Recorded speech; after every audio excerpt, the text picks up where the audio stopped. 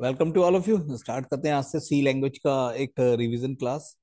ये एक revision class है, इसमें हम डिस्कस करेंगे बहुत सारे टॉपिक्स जो सी लैंग्वेज के अंदर हैं, जो आपके सिलेबस के अकॉर्डिंग होंगे। एक्चुअली सी लैंग्वेज में कैसे लिखना होता है, कैसे हम क्या क्या बताएं, ये इंपॉर्टेंट है। तो first of all definition, C is a programming language. Develop कहाँ हुई थी सभी को पता है, AT&T बेल लैबोरेटरीज। और किसने डेवलप करा था? रिटन बाय डेनिस रिची, ये सभी जानते हैं। और is a founder, as the founder of C language. इसे ही इन्हें ही हम एफ सी लैंग्वेज का फाउंडर कहते हैं, डायनास रुचि को। एक्चुअली सी लैंग्वेज डेवलप्ड इसलिए भी करी गई थी क्योंकि इससे जो पहले जो प्रीवियस लैंग्वेजेस थी वो स्पेसिफिक लैंग्वेज थी। कोई हमारे पास ऐसी कॉमन लैंग्वेज नहीं थी जो हर टाइप के सॉफ्टवेयर को इम्प्लीमेंट करे, डिजाइन कर ले, बनाए। तो जस्ट लाइक आपके पास BCPL बी एल्गोल लैंग्वेज थी जो स्पेसिफिक थी, जैसे कॉबॉल वगैरह थी, फॉर्ट्रन वगैरह थी, स्पेसिफिक पर्पस के लिए बनी हुई थी। तो हमें एक ऐसा वर्जन चाहिए था, किसी प्रोग्रामिंग लैंग्वेज ऐसी चाहिए थी जो हर किसी के टाइप को प्रोग्राम्स को सॉल्व कर पाए। तो हमने सी लैंग्वेज डेवलप करी थी। बेसिकली ये डेवलप हुई थी इस पर्पस के लिए नहीं, खाली यूनिक्स ऑपरेटिंग सिस्टम के लिए, लेकिन फर्दर ये यूज होने लगी बहुत सारे सॉफ्टवेयर्स में। अगर हम इसके फीचर्स देखें तो बहुत सारे फीचर्स आपने देखे भी पढ़े भी होंगे। Is a extensible language. Extensible language का मतलब है एक्सटेंड भी कर सकते हैं हम। फास्ट प्रोग्राम एग्जीक्यूशन होता है। पोर्टेबल है, मशीन इंडिपेंडेंट। पोर्टेबिलिटी का मतलब मशीन इंडिपेंडेंट है, हर जगह एग्जीक्यूट हो जाती है, हर मशीन में चल जाते हैं इसके प्रोग्राम्स। तो बहुत सारा इसके फीचर्स अवेलेबल हैं। जस्ट बात करते हैं हिस्टोरिकल बैकग्राउंड पे। सबसे पहले अगर हम देखें अगर इसका बैकग्राउंड सी नाम ही क्यों आया, तो इससे पहले बी लैंग्वेज थी 1972, जो भी केन थॉमसन ने भी AT&T सेम लेबोरेटरीज में डेवलप करी। AT&T, उससे पहले आई थी BCPL। बी से भी पहले 1967 में मार्टिन रिचर्ड्स ने कैम्ब्रिज यूनिवर्सिटी में इसे डेवलप करा था, BCPL, basic combined programming language जिसका नाम था। और उससे भी पहले आई थी 1916, यानी एल्गोल लैंग्वेज आई थी, दैट्स द इंटरनेशनल कम्युनिटी ने डेवलप करा था। और ये जो लैंग्वेज बनी थी इसमें भी बहुत सारे डेवलप प्रॉब्लम रही। देन BCPL लैंग्वेज आई, देन बी लैंग्वेज आई, देन उसके बाद ये सी लैंग्वेज डेवलप्ड हुई। Loss generally of BCPL and B का ही एक तरह से बी एंड BCPL का कंबाइंड मिक्सचर कह सकते हैं। बहुत सारी चीजें इसके अंदर फीचर्स आए। तो फर्स्ट क्वेश्चन आता है, firstly the general structure of C program. कैसे हम स्ट्रक्चर को बताएंगे? तो कैसा होता है स्ट्रक्चर? तो स्ट्रक्चर कुछ इस टाइप का होता है जैसे आपको लिख रखा है। आपको कराया जाता है मेन प्रोग्राम से। देखिएगा, दैट्स द मेन प्रोग्राम, जिसमें आप सबसे पहले मेन लिखते हैं, वॉइड मेन, डिक्लेरेशन पार्ट लिखते हैं और एग्जीक्यूटेबल पार्ट, यानी print F, scan F, for loop, while loop, और ब्रैकेट को बंद कर देते हैं। लेकिन इतना ही नहीं होता, इससे ऊपर भी अगर हम सबसे पहले क्या देते हैं, हेडर फाइल डिक्लेरेशंस। हेडर यानी definition sections, link section, global declaration section होता है, और डॉक्यूमेंट सेक्शन।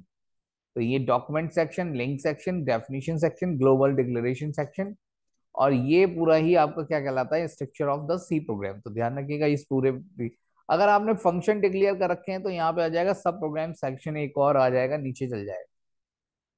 तो ये पूरा स्ट्रक्चर है सी प्रोग्राम का। अगर आप मैं खाली एक hello print कराऊं, hello C language, तो कैसे कराएंगे? आप सभी ने हेलो प्रिंट कराया होगा, हैश इंक्लूड लिखा होगा, hash include conio dot h, void main print f hello C language get CH, and braces close कर दिए। देखिएगा ये वॉइड मेन में जो हमने लिखा है, ये आपका मेन प्रोग्राम जो चालू हुआ था, मेन प्रोग्राम से लेके यहाँ तक, सही है ना। वॉइड इज द कीवर्ड जो एग्जीक्यूट करा। तो इसकी डेफिनेशन क्या कहती है, स्टूडियो का मतलब क्या होता है? ये एक तरह की हेडर फाइल है जिसे हम कहते हैं स्टैंडर्ड इनपुट आउटपुट लाइब्रेरी। और इसके अंदर डेफिनेशन किसकी है? प्रिंटफ फंक्शन की है। जो हम प्रिंटफ यूज कर रहे हैं, ये चीज, ये कहाँ किसके अंदर है? ये studio.h के अंदर है। तो इसे हमने क्या करा, अपने प्रोग्राम में इंक्लूड कराने के लिए प्रिंटफ अगर हमें यूज करना होगा तो इसे हमें लिखना पड़ेगा, क्योंकि ये प्रिंटफ की डेफिनेशन किसके अंदर पड़ी है? studio.h के अंदर। तो इसलिए हमने studio.h को अपने प्रोग्राम में लिख लिया ऊपर कि हम प्रिंटफ यूज कर रहे हैं। देन हमें यूज करना conio dot H. Conio dot H के अंदर क्या थी, हमें गेट CH का यूज करना था। गेट सी एच यानी गेट कैरेक्टर, यानी जब तक प्रोग्राम होल्ड रहेगा, रुका रहेगा, जब तक आप कोई कैरेक्टर एंटर नहीं करेंगे। तो ये कंसोल इनपुट आउटपुट का फंक्शन था, लाइब्रेरी फंक्शन, ये उसमें डिफाइन था कोनियो डॉट एच में, इसलिए हमने क्या लगाया, ये दूसरी हेडर फाइल लगाई कोनियो डॉट एच। तो गेट सी एच के लिए हमने दूसरी हेडर फाइल लगाई। अब आप देखें void मेन, void मेन में the main is a main function of C language, यानी ये हमने स्ट्रक्चर में भी पढ़ा था, एक मेन हमारा मेन फंक्शन होता है। और void हमारा क्या होता है, कीवर्ड है, specify the return type of the return type value. तो वो मेन की कोई रिटर्न वैल्यू है नहीं, इसलिए हमने void लगाया। रिटर्न वैल्यू का कॉन्सेप्ट आपको आगे समझ में आएगा जब हम फंक्शंस पढ़ेंगे। प्रिंटफ क्या काम करता है, प्रिंटफ क्या काम करता है, तो ये प्रिंट द फंक्शन, जो प्रिंट, जो भी आप प्रिंट करना चाहते हैं डेटा को कंसोल स्क्रीन पे, वो हमारा प्रिंटफ फंक्शन कहता है। और गेट सी एच क्या करता है, ये ask for a single character, ये एक फंक्शन है जो जब तक आप, मान लीजिए आप कंसोल पे चले जाते हैं और जैसे ही आपको वापस आना होगा, तब उसके लिए जब तक स्क्रीन होल्ड करके रुकी रहे, जब तक आप कोई कैरेक्टर, सिंगल कैरेक्टर प्रेस नहीं करें। तो चलिए, ये हमारा स्ट्रक्चर ऑफ सी प्रोग्राम हो गया, एक बेसिक प्रोग्राम हो गया। अब हम बात करते हैं सी टोकन। क्वेश्चन आता है एक्सप्लेन सी टोकन्स। तो टोकन्स आपके कितने टाइप्स के होते हैं पूछ लिया जाता है, तो 6 टाइप्स के टोकन होते हैं। एक तो आइडेंटिफायर होता है, उसमें कीवर्ड होते हैं, कांस्टेंट होते हैं, स्ट्रिंग होती है, स्पेशल सिंबल होता है, ऑपरेटर होता है।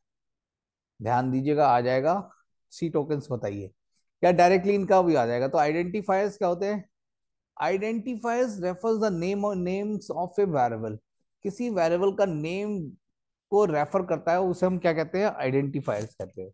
यानी आप जो वेरिएबल का नेम बनाते हैं, ए में 2 डाल दिया, ए मान लिया हमने, बी मान लिया, सी मान लिया, ए प्लस बी कर दिया, एडिशन कर दिया, परफॉर्म। तो जो भी वेरिएबल्स बनाते हैं उन्हें हम क्या कहते हैं, आइडेंटिफायर्स भी कहते हैं। और तो इसके भी कुछ रूल्स है बनाने की, कैसे हम वेरिएबल नेम बनाते हैं। तो वेरिएबल नेम बनाने के कौन कौन से रूल्स हैं, तो आइडेंटिफायर जो होगा वो, पहला रूल देखा है, या तो वो उसके अंदर हम यूज करते हैं कैन ओनली अल्फाबेट्स कैपिटल में होंगे या स्मॉल में होंगे या डिजिट की फॉर्म में होंगे, और एक अंडरस्कोर भी हम यूज कर सकते हैं। 4 चीजें, स्मॉल अल्फाबेट, कैपिटल, डिजिट और अंडरस्कोर। जो first character of N identifier can only alphabet होगा, या तो अल्फाबेट होगा या अंडरस्कोर हो सकता है, तो वो आइडेंटिफायर कहलाएगा। आइडेंटिफायर की प्रॉपर्टी ये कह रही है कि अगर उसके अंदर अल्फाबेट्स हैं, डिजिट्स हैं और अंडरस्कोर हैं, या तीनों में से कोई एक है, तब भी वो आइडेंटिफायर कहलाएगा। दूसरा, आइडेंटिफायर बनाते समय जो फर्स्ट कैरेक्टर होगा, फर्स्ट अल्फाबेट होगा, फर्स्ट कैरेक्टर होगा, वो या तो अल्फाबेट हो सकता है या अंडरस्कोर हो सकता है, दूसरी लाइन पूरी होती है। तीसरा, identifier all are also case sensitive, ये केस सेंसिटिव है, यानी कि अगर आपने नेम स्मॉल लिखा, नेम कैपिटल लिखा, एन कैपिटल कर दिया, तो ये 2 डिफरेंट आइडेंटिफायर्स हो जाएंगे, 2 डिफरेंट वेरिएबल हो जाएंगे। चौथा, कीवर्ड्स आर नॉट अलाउडेड। सी में आपके 32 कीवर्ड्स होते हैं, उनको आप आइडेंटिफायर का नाम नहीं दे सकते। जैसे void एक कीवर्ड है, तो void आपका आइडेंटिफायर नहीं बन सकता, वेरिएबल का नाम नहीं बन सकता। No special characters such as semicolon, periods, white spaces, slash, comma and permitted not as an identifier, ये आइडेंटिफायर्स नहीं बन सकते। तो देखते हैं वैलिड कौन से और इनवैलिड कौन से। एसटीडी नेम एक वैलिड है, देखो सारे कैपिटल है, सारे कैपिटल, कैपिटल और अंडरस्कोर का यूज हुआ, अंडरस्कोर पहले लगा सकते हैं, Y2K बिल्कुल सही है। रिटर्न आपका इनवैलिड आइडेंटिफायर, रिटर्न, रिटर्न एक कीवर्ड है, तो इसे हम यूज नहीं कर सकते।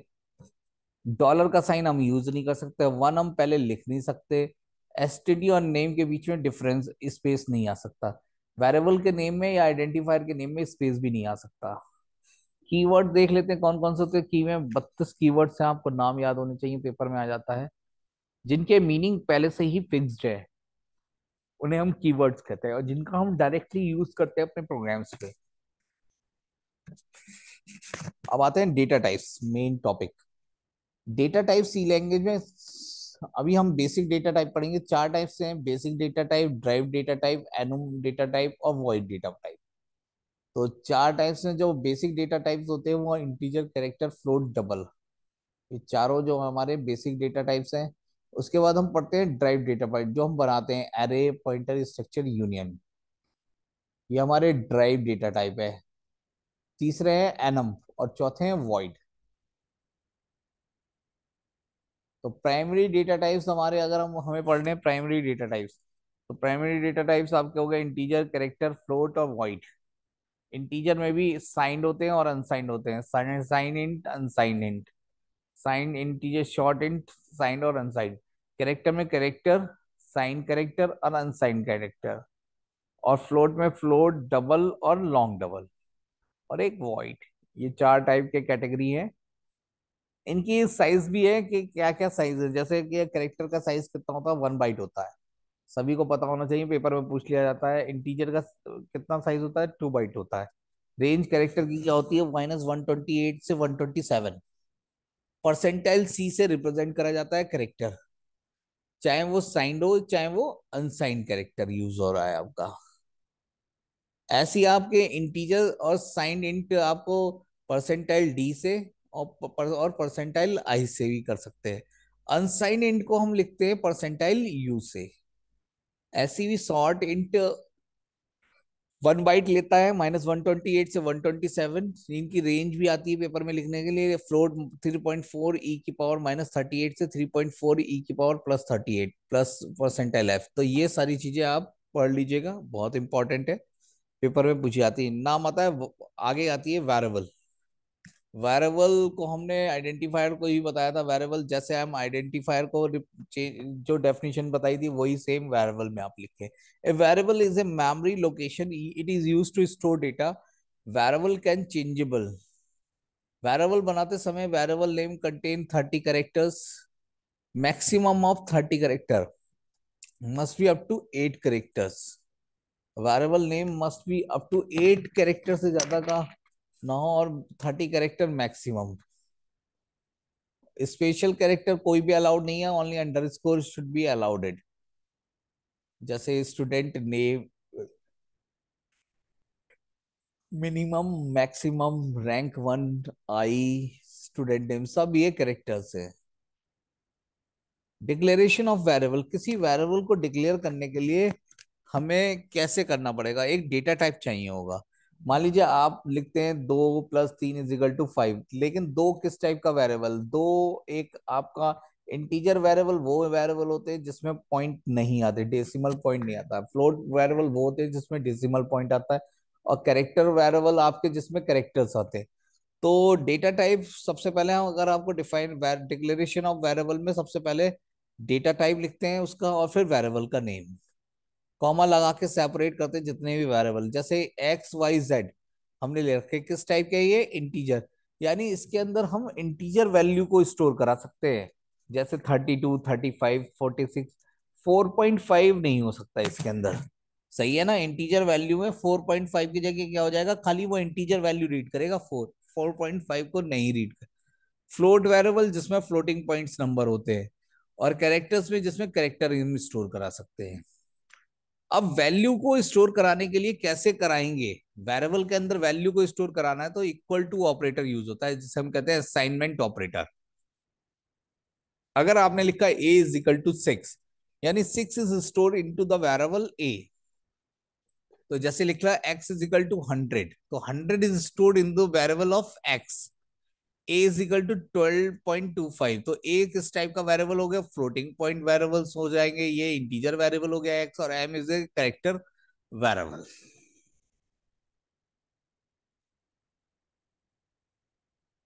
टाइप्स ऑफ वेरिएबल में अगर हम बात करें तो there are many types of variables in C, local variable, global variable, static variable. Global, local और स्टैटिक। तो आगे बात करते हैं कांस्टेंट। आ जाता है कभी कभी कांस्टेंट कितने टाइप्स के होते हैं, तो integer constant, real time constant, character constant, string constant, back slash character constant.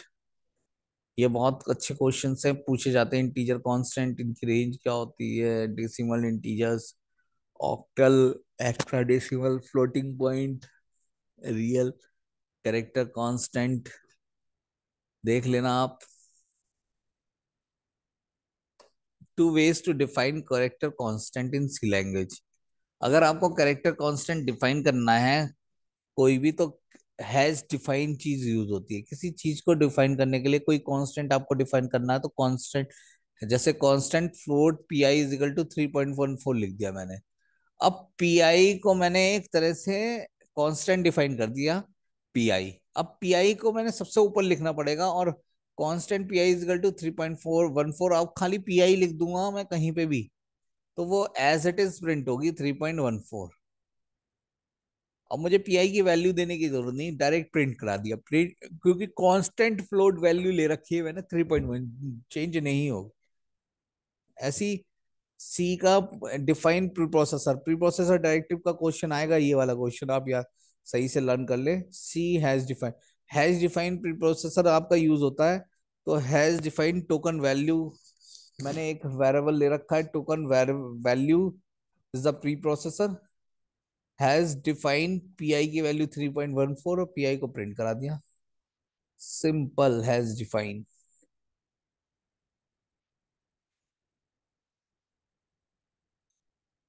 आगे बात करते हैं इनपुट आउटपुट फंक्शन में कौन कौन से, scan f scan f, file scan f, print f print f. ऐसी input get c, get char, get s, get c s, get c h, put c, put char, put s. ये formatting input output functions हैं। Print f कैसे काम करता है, scan F कैसे काम करता है, कैरेक्टर कैसे काम करता है, टाइप आता है, ये सारी चीजें आप देख लेना, इंपॉर्टेंट है, पेपर में पूछा जाएगा। टाइप क्वेश्चन आएगा, explain operator, and three types of operator आपको एक्सप्लेन करने होंगे। तो ना operator is a symbol that perform an operation. एक ऑपरेटर क्या होता है, एक टाइप का सिंबल होता है जो किसी ना किसी ऑपरेशन को परफॉर्म करता है। An operator acts some variables called operand to get the desired results. तो ऑपरेटर के साथ हमारा क्या होता है, ऑपरेंड्स भी जुड़े हुए होते हैं। जैसे a plus b, where A and B is the operands and plus is the operator। बहुत सारे टाइप्स के ऑपरेटर्स आते हैं, arithmetic, relation, logical, assignment, unary, conditional, special, bitwise and shift operator. Arithmetic operator वो होते हैं जिसमें एडिशन, सब्ट्रैक्शन, मल्टीप्लिकेशन और डिवीजन होता है, such as addition, subtraction, multiplication और डिवीजन।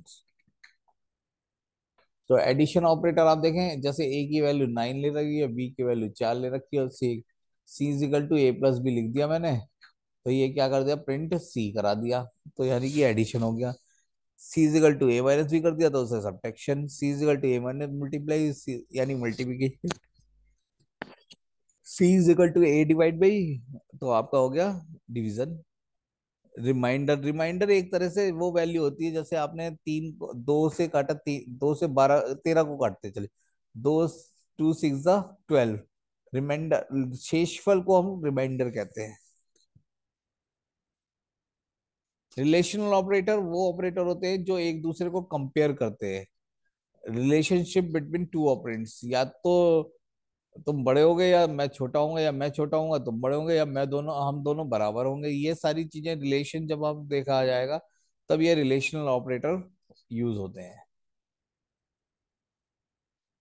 देखिए ए की वैल्यू 5 है, बी की वैल्यू 5 है, सी की वैल्यू 10 है, मैंने लिखा a comma b, a equal to b, a बराबर बी के है तो ट्रू हो गया, सही है।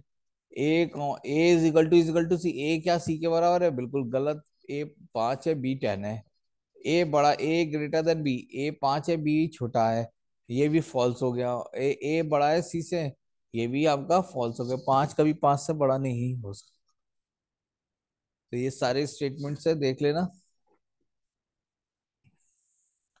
लॉजिकल ऑपरेटर्स आपके वर्क करते हैं, पेपर में आता है लॉजिकल ऑपरेटर बताइए, आपने टेबल्स बना रखे होंगे, डिजिटल में भी पढ़ा होगा, लॉजिकल एंड, लॉजिकल और, लॉजिकल नॉट्स। ये एक ट्रुथ टेबल पे बेस्ड होते हैं, true true true, true false false, false true false और फॉल्स फॉल्स फॉल्स। ऐसी लॉजिकल और लॉजिकल नॉट की टेबल होती है, इसे आप इंप्लीमेंट करके देखिएगा क्या रिजल्ट आता है।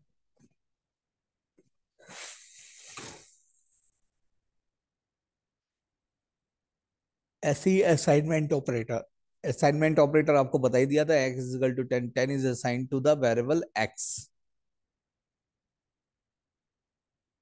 कंपाउंड असाइनमेंट ऑपरेटर, कंपाउंड यानी इक्वल टू के साथ प्लस आना, और इसे हम कहते हैं कि X plus equal to Y, X equal to X plus Y को हम कैसे लिख सकते हैं, प्लस इक्वल टू, यानी X plus equal to Y लिख सकते हैं। तो ये हमारे कंपाउंड असाइनमेंट ऑपरेटर है, जिसमें दो ऑपरेटर, एक तो असाइनमेंट ऑपरेटर और एक क्या कहते हैं, अर्थमेटिक ऑपरेटर्स यूज हो रहे हैं। इनका प्रोग्राम है बना हुआ। पेपर में पूछा जाएगा इंक्रीमेंट एंड डिक्रीमेंट ऑपरेटर कौन से होते हैं। इंक्रीमेंट और डिक्रीमेंट ऑपरेटर, जिसमें इंक्रीमेंट का मतलब प्लस प्लस, डिक्रीमेंट का मतलब माइनस माइनस। अब ये दो टाइप्स के होते हैं, एक तो प्री इंक्रीमेंट, एक पोस्ट इंक्रीमेंट। इंक्रीमेंट में भी दो टाइप्स हैं, प्री इंक्रीमेंट का मतलब पहले और पोस्ट का मतलब बाद में।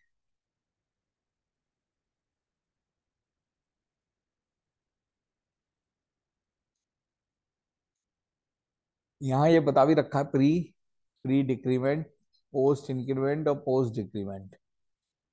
इन सब की वैल्यूज कैसे आती है ये आप देख लीजिएगा। वैल्यूज निकालना बहुत, कभी कभी इसका आउटपुट भी आ जाता है पेपर में, और रीजनिंग वगैरह में आगे चल के आप जो भी परीक्षाएं देंगे उसमें ये पूछा जाएगा। ये बहुत ही इंपॉर्टेंट है एग्जाम पॉइंट ऑफ व्यू से।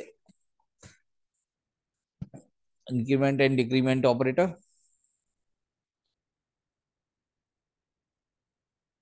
टर्नरी ऑपरेटर एक ऐसा ऑपरेटर होता है जिसमें आप एक्सप्रेशन इफ एल्स कंडीशन की तरह काम करता है। कंडीशन और उसके बाद एक्सप्रेशन वन चलेगा या एक्सप्रेशन टू चलेगा।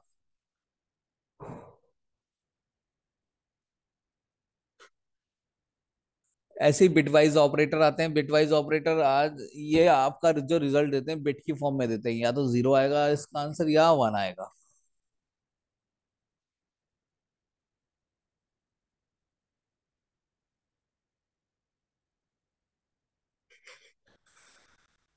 इसमें भी वही टेबल्स हैं सारी। आई थिंक आपको कंप्लीट अच्छा लगेगा ये टेबल्स पढ़ते पढ़ते। ये सारे टूज वंस कॉम्प्लीमेंट कैसे निकालते हैं। वंस कॉम्प्लीमेंट, आप क्या 35 का आपने बाइनरी लिखा हो, उसका वंस कॉम्प्लीमेंट जीरो की जगह वन कर दें, वन की जगह जीरो कर दें, ये आ गया इसका वंस कॉम्प्लीमेंट। ऐसे टूज कॉम्प्लीमेंट निकालना, पहले आप उसका वंस कॉम्प्लीमेंट निकालें, सारे वन हो गए और उसमें एक वन जोड़ दें, तो सारे जीरो हो गए और ये माइनस जीरो।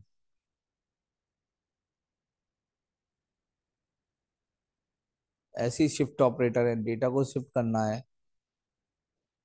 तो ये क्वेश्चन आएंगे आपके, जितने भी मैंने बताए हैं, ये एक्सप्रेशंस आएंगे। सही है ना, तो ये आप पढ़ ले। Thank you class for the joining the session.